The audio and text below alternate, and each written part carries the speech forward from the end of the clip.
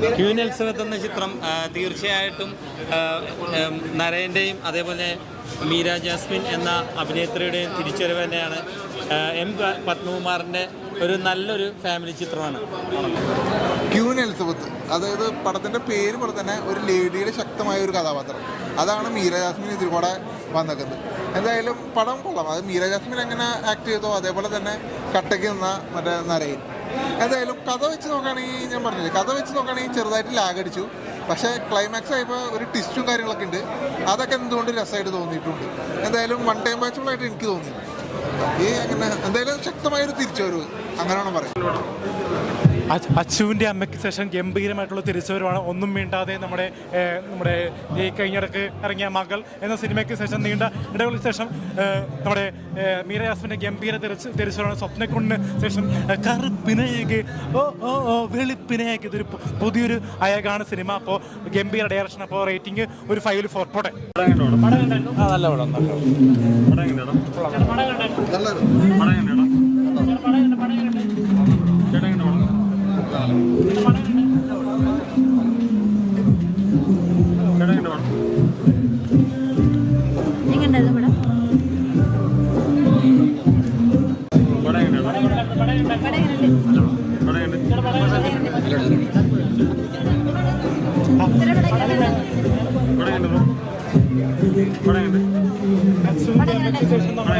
മീര ജാസ്മിന്റെ ഗംഭീര തിരിച്ചുവരവാണ്. ഗംഭീര നരേന്റെ